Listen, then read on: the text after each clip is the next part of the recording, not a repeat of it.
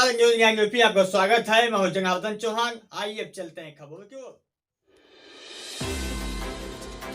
आजमगढ़ 14 नवंबर इकलौरा जनकल कार्य चंडेश्वर सामाजिक कार्यक्रम न्याय व अधिकारिता राज्य मंत्री रामदास अठावले ने कहा कि दांत शरीर का मुख्य भाग है, इसके बिना आदमी स्वस्थ नहीं रह सकता। उन्होंने कहा कि चिकित्सा के क्षेत्र में आज दांत चिकित्सा की महानता काफी बढ़ गई है, सभी को इसके पर जागरूक होने की जरूरत है। इसके अलावा उन्होंने डेंटल कॉलेज में लगाई गई दांत प्रदर्शनी की सराहना भी की।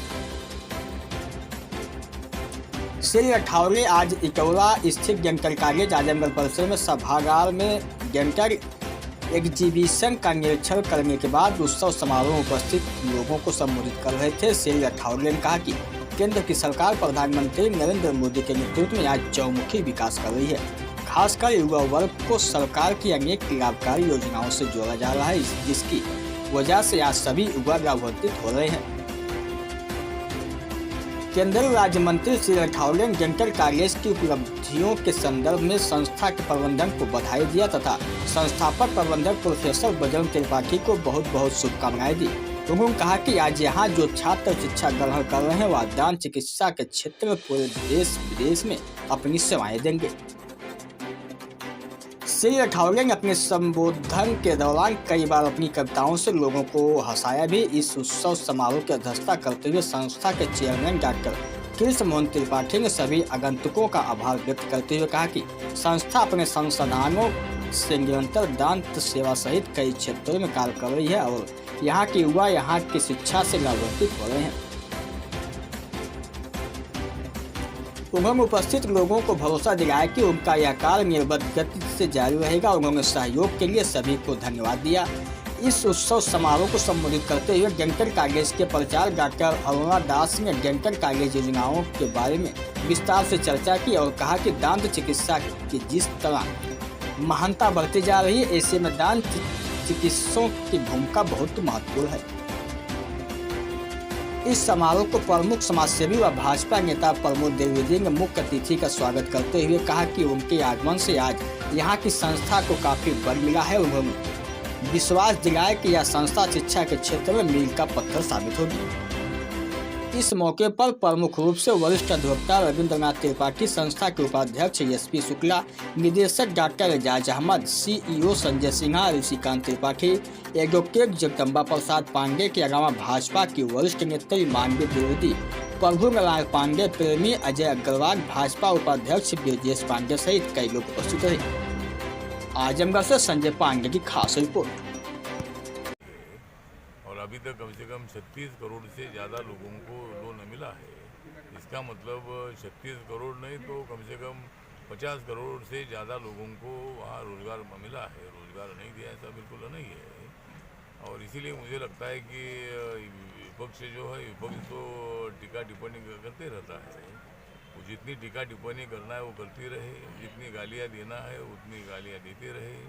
हम तालियाँ बजाने का काम करते रहेंगे और विपक्ष जितनी भी हमें टीका टिप्पणी करे, लेकिन हमारी सरकार बेरोजगारी हटाने के लिए काम कर रही है, गरीबी हटाने के लिए हमारी सरकार काम कर रही है और सबके हाथ में रोजगार देने की भूमिका हमारी है।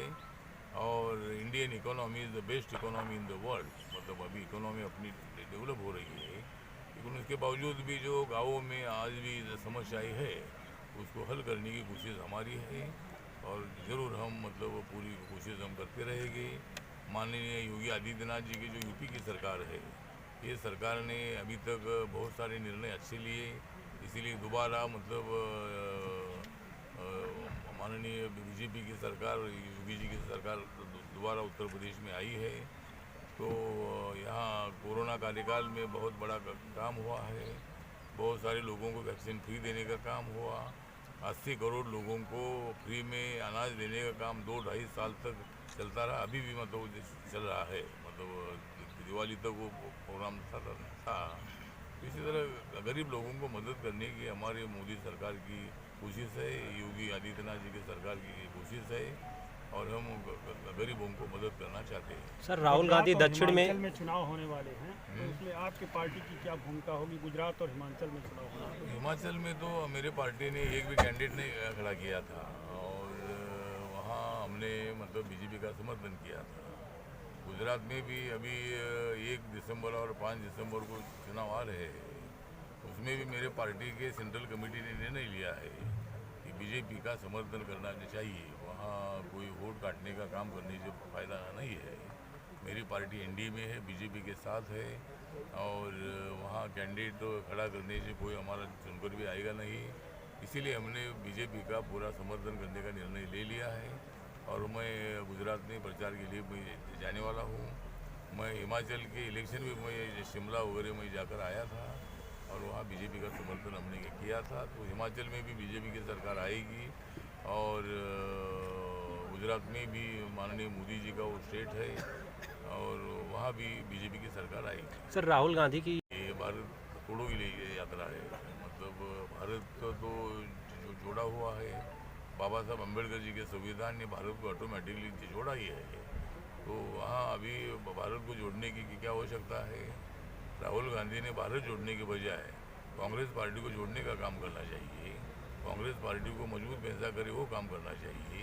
देश की चिंता वो ना करे। देश की चिंता करने के लिए नरेंद्र मोदी जी है और पार्टी की चिंता करने के लिए उन्होंने राहुल गांधी ने कोशिश करनी चाहिए। पूरे देश भर में इतने साल सत्ता में रहने के बाद भी कांग्रेस पार्टी 40-42 के 44 के ऊपर नहीं जा रही है। कांग्रेस पार्टी छोड़ने वाले बहुत सारे नेता तैयार हो रहे हैं। कांग्रेस पार्टी एकदम डाउन हो चुकी है। इसीलिए राहुल गांधी जी ने राजनीति न करते हुए अपने पार्टी की तरफ ध्यान देना चाहिए। अपने पार्टी के अध्यक्ष पद का रिजाइन नहीं देना चाहिए था, लेकिन उन्होंने मतलब दिखावा करने के लिए अध्यक्ष पद का रिजाइन दिया था और अभी उन्होंने यात्रा निकाली है। लेकिन उस यात्रा का बीजेपी को कोई नुकसान नहीं है और कांग्रेस पार्टी को कोई फायदा। महान दिन है। आज हमारे गीत गा रहे हैं फिजाएं मुस्कुराए। आज मेरी बस्ती में कौन आने वाला है, रास्ते मुनव्वर हैं, हर तरफ हो जाए। क्या बात है भाई, बहुत अच्छा है। हम लोग कब सम्मेलन में जाते हैं, बड़े बड़े मंचों पर गए हैं, लेकिन यहाँ डॉक्टर कृष्णमोहन त्रिपाठी ने जो माहौल बनाया है यहाँ साहित्यकारों का, कवियों का, पत्रकारों का, वो पूछना नहीं है। मैं सर्वप्रथम पूर्वांचल के मालवी आदरणीय बजरंग त्रिपाठी का पहले नमन करता हूँ, जो उन्होंने इतना बड़ा शिक्षण संस्थान खड़ा किया है। ये उसकी जमीन थी वो, आप देख रहे हैं लहरा रही है। तुलसीदास ने लिखा पेड़ भी नहीं उगता है वहाँ। आदरणीय त्रिपाठी जी ने कितना बड़ा शिक्षण संस्थान तैयार कर दिया। कितनी मेहनत की होगी त्रिपाठी जी, बजरंग त्रिपाठी जी। न कोई संसाधन था, न कोई राजनीतिक हाथ था, लेकिन इतनी मेहनत संघर्ष के बाद हर लम्हा ढेरों के तूफान से लड़ा होगा, तब जाके कहीं सूरज साहित होगा। मैं उनको सर्वप्रथम नमन करता हूँ। मैं उनका अनुयायी हूँ, उनका भक्त हो समझ। आज बहुत सुंदर माहौल है। ऊपर में बहारें आती हैं, हर चीज सुहानी होती है। फूलों की हंसी का क्या कहना, कांटों में जवानी होती है। अच्छा लग रहा है जब अच्छे लोग आते हैं। हमारे doctor Krishnamohan Tripathi development society on 7th July 1977, and he started English school. And now this institution is also very big institution in Uttar Pradesh. This dental college is also very active college. And today, dental college is inaugurated by me. I am a social justice उनका सामना मैं करता हूं आप सभी के दुश्मनों का सामना और मैं देता हूं प्रोफेसर बजरंग त्रिपाठी को मेरी तरफ से शुभकामना। इन शब्दों के साथ मैं मेरे दोस्तों से खत्म करता हूं। नमस्कार, प्रणाम, जय भीम, जय भारत, जय उत्तर प्रदेश। और योगी जी के पास कोई भी काम हो तो योगी जी से मेरे बहुत अच्छे संबंध है।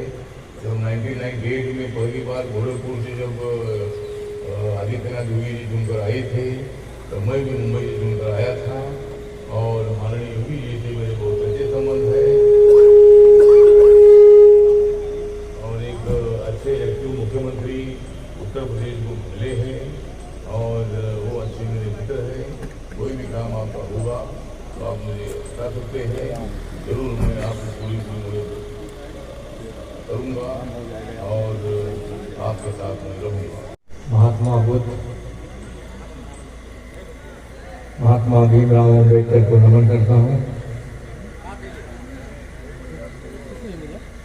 आज इस कार्यक्रम के मुख्य अतिथि भारत सरकार के कैबिनेट मंत्री आदरणीय रामदास अठावले जी तो मैं स्वागत करता हूँ, अभिनंदन करता हूँ और उनको प्रणाम करता हूँ। आपने लोकसभा में ही नहीं पूरे देश को हंसाया है और आज इस कॉलेज के प्रांगण में सारे बच्चों, स्टाफ और हमारे सारे अतिथियों को हंसाया है, उनका सम्मान किया है। आप प्रतिभा के धनी हैं। आपने महाराष्ट्र में अलग जगाया है, अपनी पार्टी आरपीआई को ऊंचाइयों की बुलंदी पे पहुंचाया है और इस देश के निर्माण में आपकी एक महत्वपूर्ण भूमिका है। आप हमारे एक निवेदन पे, हम लोग दिल्ली गए, प्रमोद द्विवेदी जी, एक निवेदन पे आपने हम लोगों का निवेदन स्वीकार किया। आपका बहुत व्यस्त प्रोग्राम है। आपने बताया कि एक महीने में कम से कम 1 लाख किलोमीटर से ज्यादा दूरी मैं तय करता हूँ। हफ्ते में 6 दिन सिर्फ यात्रा पे रहते हैं, एक दिन भी विश्राम को पता नहीं मिलता है कि नहीं मिलता है। आप हमेशा समाज की सेवा में लगे रहते हैं। जिस दिन गए उसी दिन रात में आपको न्यूयॉर्क अमेरिका निकलना था। आप अमेरिका गए, 12 तारीख को वहां से वापस हुए, एक दिन की विश्राम करके 14 तारीख को सुबह घर से 6 बजे निकल लिए। 8:40 की आपकी फ्लाइट थी और 11 बजे आप वाराणसी आए, 1 बजे आजमगढ़ सर्किट हाउस आए और 2 बजे आपके बीच में आ गए।